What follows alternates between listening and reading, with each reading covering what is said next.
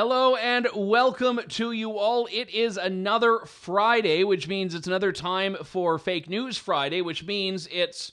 Oh, no, that was it. That was all I had. Yeah, it's Fake News Friday, December 9th, 2022. I am Andrew Lawton, joined as always, or as usual, by Harrison Faulkner, swimming through that blizzard of lies, debunking all that's wrong in the world, and hopefully trying to make sense of it and make you laugh. Did I get the mandate of the show right?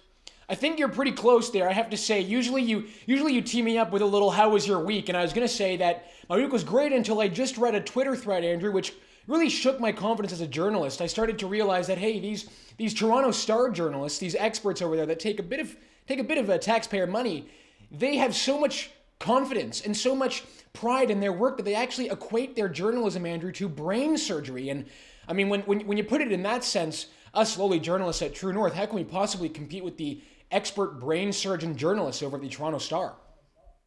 Yeah, that is fair enough, and a perfect segue into this thread that was written by one Toronto Star journalist by the name of Saba Itazaz. Now, I'm not familiar with Saba's work, and I have no idea how good she is as a journalist, but it was an odd sort of comparison she made here, because she said that imagine someone randomly showing up when you're sick and saying they'll be performing surgery on you without any training, accreditations, qualifications. You're like, no way. They're like, how dare you gatekeep this profession? I'm an independent surgeon.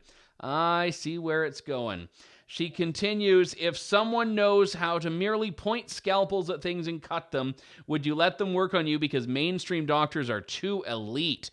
Give the power back to the people. They don't need to be trained. They just need to be there. Now apply that to journalism. You got it. Whoa! I'm told that people liked it when I did that last time. When I flip on sassy mode. That's what I'm doing. That's an old blast from the past. Mike, I can't drop this mic because it's, wired in there. But if I were to drop the mic, that would be when I would drop the mic. So the point is that journalism is like brain surgery, and anyone who says you should support an independent journalist is like saying that you want just some guy that lives under the bridge to do your surgery. I don't even quite know the point that she's making. At first I read it and was wondering, is she calling for licensing of journalists? And then I wondered, is she just saying that you have to go to journalism school to be a journalist? I wasn't even quite clear what the point was. It just basically sounded to me like she was saying, you know what, I'm a real journalist. Anyone outside the club doesn't get to be a part of it. Well, I think that's exactly it, Andrew. I mean, it's not like it's a new opinion that this journalist is sharing. We hear it constantly that unless you work for one of the big mainstream outlets, one of the outlets in Canada that, takes a bunch of cash from the government, which is usually a sign that you're not really objective, but nonetheless, that's what Toronto Star is doing. So that's usually what they're saying. They're saying that really, unless you work with us, unless you're part of our club, well then frankly you're not even a real journalist. And we can look at all these other examples, but just this week we can even tie this into what happened to Blacklock's reporter, the independent outlet at the Parliamentary Press Gallery. They were kicked out of the Parliamentary Press Gallery because one of the journalists was supposedly not wearing earphones in the parliamentary office. I think it was deeper than that. Of course, they don't take money from the government, and the rest of them do.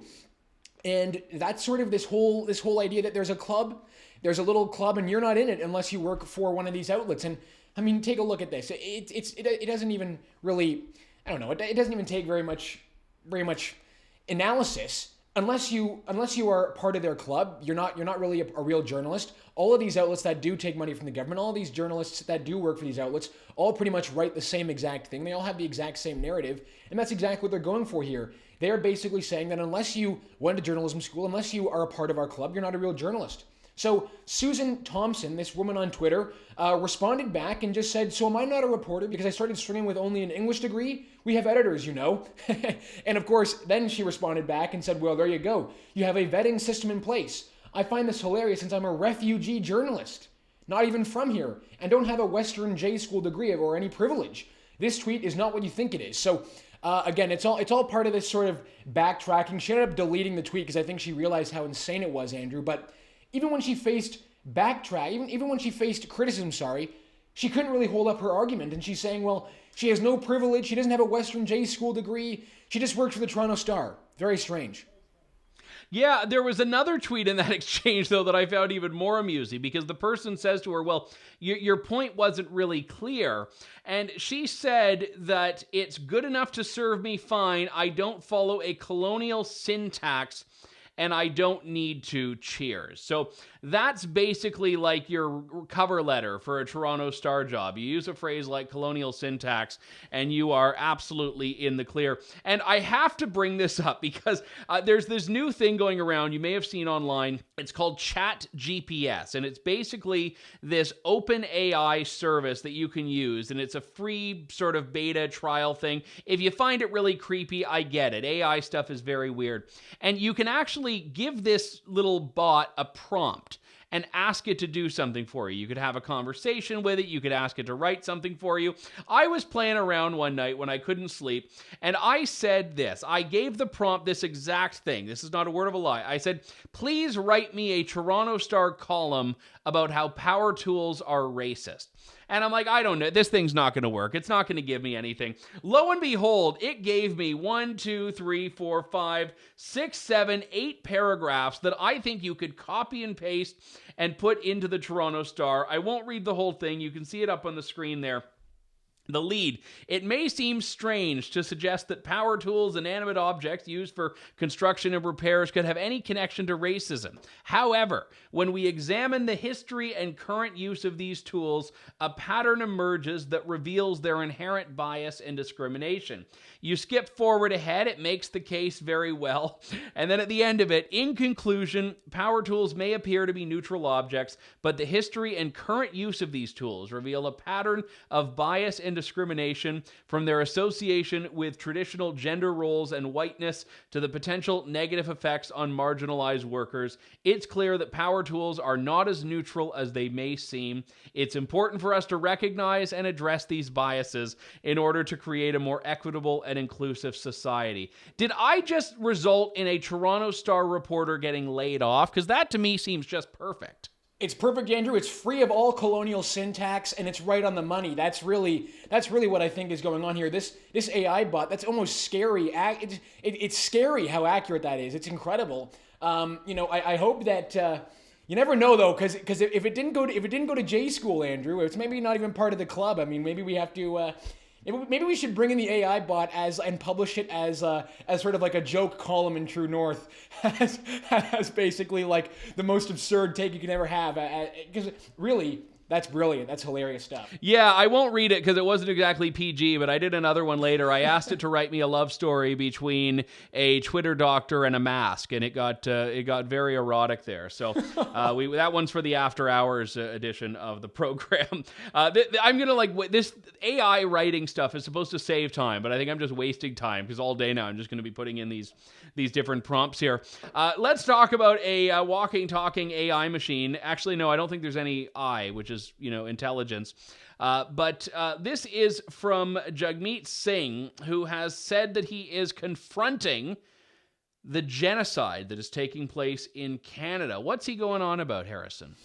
So, what was it, on Monday or Sunday? Jagmeet Singh quote tweeted an MP, and he wrote this: "White supremacy, misogyny, race, and racism continue to contribute to this ongoing genocide of MMIWG2S. And we must confront it, Andrew." So the MMIWG, missing and murdered Indigenous women and girls, that is under the, in the eyes of Jagmeet Singh, in the eyes of some, even Justin Trudeau, that is supposed to be a genocide in Canada right now. And he tacks on the two-spirit to the end of that, which I wasn't aware of. I didn't know that actually there was a genocide being perpetrated by white supremacists against two-spirited Indigenous women and girls, but nonetheless, apparently, Jagmeet Singh thinks it is. But yes, anyway, so he writes this tweet basically saying, Andrew, that the government that he is propping up as a part of this coalition is contributing to genocide, which is a very strange accusation to make. You're basically making that accusation against yourself too, in a way. He's talking about what took place he's talking about basically the murder of 3 women, Indigenous women, and actually it's 4. One woman has yet to be identified by a serial killer in Winnipeg. Now, that is supposed to be a genocide. And he jumps at the opportunity to say it's a white supremacy, it's misogyny, it's racism, and we must confront this genocide. And we got some great replies in it. He got absolutely crushed in the comments, Andrew. He was the winner of the Ratio of the Week award, the prize Ratio of the Week award on Ratioed. And take a look at this. So Jonathan Kay commented this. He says, there's an ongoing genocide being conducted by the Canadian government, the same government that's been in power for 7 years, which you and the NDP are now propping up as accessories to genocide. When are you and your whole genocidaire caucus going to turn yourself into The Hague? Which is a funny way to look at this situation, because why would Jagmeet Singh be so willing to label the government he's propping up as genocide? Yeah, I mean, I think this is a very real issue. And I think it's a very tragic issue. And what's happened in Canada with these Indigenous women, what's happened with the range of Indigenous women and girls that have gone missing, that have been killed, is absolutely horrific. But you cheapen these things when you start trying to score political points on them, which is what happens when Justin Trudeau gets up on stage and accuses his own country, his own government, of perpetrating an ongoing genocide. And then when it comes to accusing China of genocide, it's, the word means it's tough to say. No, I mean, who are we to say? It's like, you called yourself the leader of a genocidal nation. And Jagmeet Singh, same thing. You are propping up a genocidal government. Or are you just accusing Canadians of genocide? Like, here's my belief. If you believe genocide is happening right now, what are you doing about it? Like, what does it say about you if you're sitting on your computer right now doing nothing and you think genocide is taking place? No, you're exactly right, Andrew. It is a tragedy, and instead of doing anything about it, it's not like we're seeing even the Canadian government, Justin Trudeau, as you said, labeled this a genocide as well. It's not like we're seeing really the Canadian government do much about it either, let alone Jagmeet Singh, who's propping up the government. So, as you said it perfectly. They believe there's an ongoing genocide in this country. They have no willingness to actually call out a legitimate genocide that is taking place in China, yet they're not doing anything about it, and they're just trying to use it to score political points. It's atrocious, it's tragic, it's disgusting, really, yet it's just supposed to be accepted. We can't just go around, Andrew, and call ourselves genocidal. Because if you're not going to do anything about it, if you're not going to actually address the root cause of the problem, there was an article in 2015 from the Globe and Mail which said 70% of these incidents are being perpetrated by Indigenous men. So there's a real problem taking place. We're not pinning the blame on anybody. But what we are saying is, if there's a real problem going on, if it is really a tragedy as these politicians say it is, which it obviously is, then do something about it. Actually solve the problem, but don't just go around saying it's white supremacy, it's misogyny, it's racism. It's atrocious. It's completely ridiculous. Yeah, you're basically just doing governance by the AI machine that I wrote the Toronto Star column with. It's ridiculous. Why don't you take this next story, which actually I think is also a contender for having been written by an AI machine? Most certainly, Andrew. This is yet another example of some great surgery-like journalism here from the Ottawa Citizen. Also a taxpayer-funded receiving journalism outlet. They wanted to sort of expand their pool of writers. So what did they do, Andrew? They took a special column written by a mask. Get it? Written by a mask. Very clever stuff. Very, very deep. As the kids say, it's very meta. Very deep stuff. And I'm just going to read to you some of these lines because, again, this is just an excellent piece of journalism, Andrew. Really hitting hard and really kind of going right at the issues here. Starts off with this. Now, hang on. Just before we get into this, I set the stage. Is this written by a N95 mask? Is it written by a cloth mask? Is it written by a gas mask? Do we know any identifiable details about the author? My first read on it, Andrew, is that it's one of those blue medical cloth masks, not an N95 mask, so it really is not up to the real standard. No. It's not up to the standard. This is one of the forgotten masks. This is like yesterday's downtrodden mask. Completely. No, terrible. It's not, as Dr. Tam says, it's not one of those well-fitting medical masks. It's just one of those blue random masks. And this mask is feeling really left behind. Because did you just misgender the mask, by the way? Did it tell you it was a male?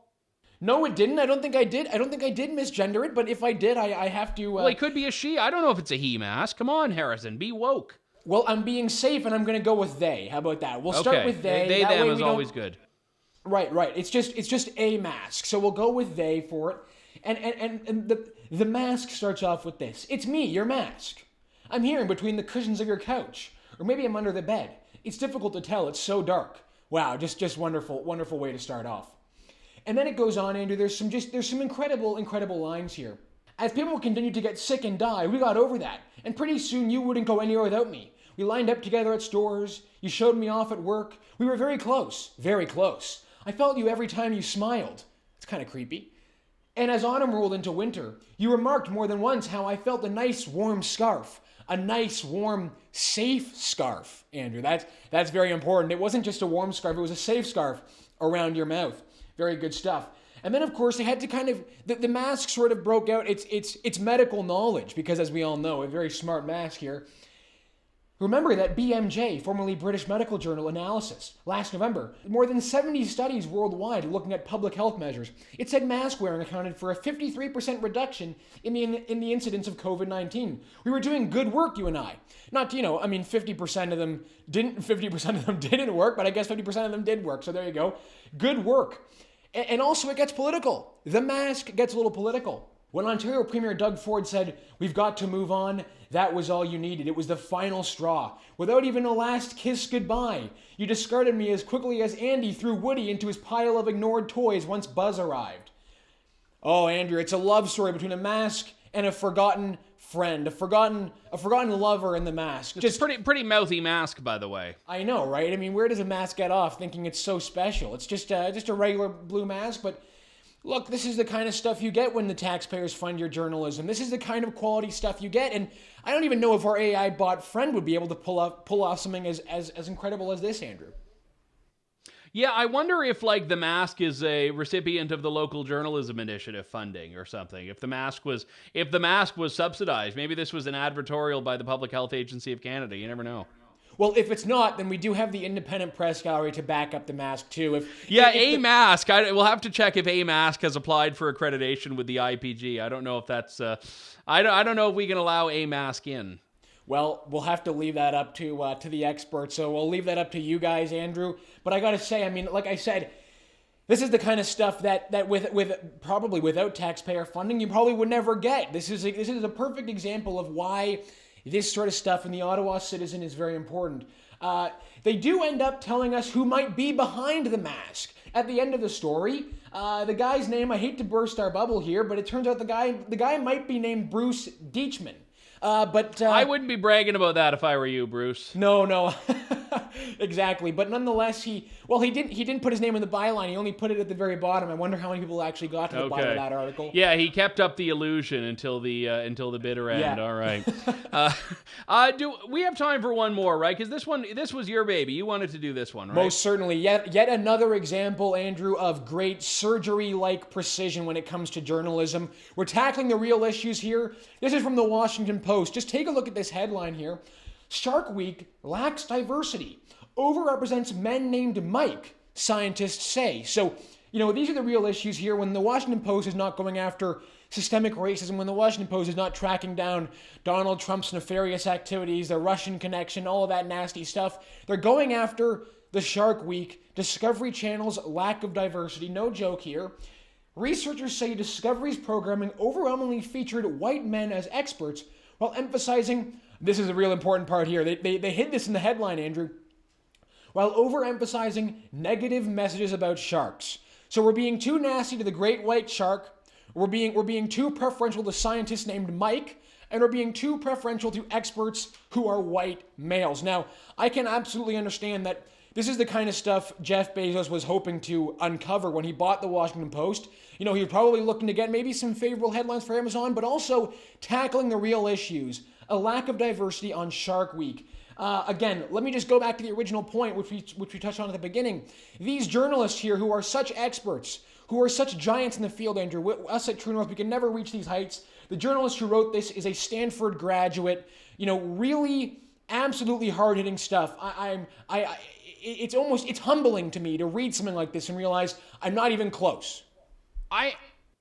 Maybe I missed something here. Are the sharks named Mike? Where are all the Mikes coming from in Shark Week? The Mikes are the white scientists on the show. So they did this really hard-hitting analysis stuff here. They did some research. So there are too many marine biologists named Mike. That's the complaint here. That's exactly it. So from 1988 to 2020, in a study which was completed by the Public Library of Science, which I think just included watching TV, watching endless hours of Shark Week content, which is actually a good way of getting some grants. You pitch some insane story. You say we're gonna track down the lack of diversity on Shark Week, and really all you get to do is just watch TV for hours and hours on end. It turns out that actually there's too many white men named Mike on the program, and not enough black women. And all of the Mike content on Shark Week is nasty towards shark. We're not portraying sharks, Andrew, as these great beings of oceanic art. We're painting them as nasty, scary creatures in the depths of the oceans. The study author's name is Dave. How dare you take aim at overrepresenting Mikes when your name is Dave? I know, Andrew. He's like that's like one step short of John Smith, and he's like, oh, we have too many Mikes here. It's like Dave's supremacy is coming to roost here. My goodness. Even better, Andrew. There's another study in that they source in this article, and the last name of the person who created this other study, his last name is White Knack. Hey, the guy's last name is White Knack. Does he have a knack for being white? Is this like a big display of white shark, great white privilege? I don't know. Yeah. So it's Lisa White Knack and Dave who are doing this deep, hard-hitting analysis on too many mics, too many white men talking too many nasty things about sharks. I'm out. I'm just doing I'm getting the AI thing to do the show next week. So yeah, have at it. This has been another edition of Fake News Friday. Harrison Faulkner, you can catch him at Ratioed, and you can catch me at The Andrew Lawton Show, and you can catch all of our colleagues at tnc.news, where I hope you can chip in a few bucks for the stellar news that you can't live without, that you only get here on Fake News Friday about, white sharks named Mike or whatever. I don't know. Donate. I'm not selling it. Donate.tnc news. Support our journalism. Have a great weekend, everyone.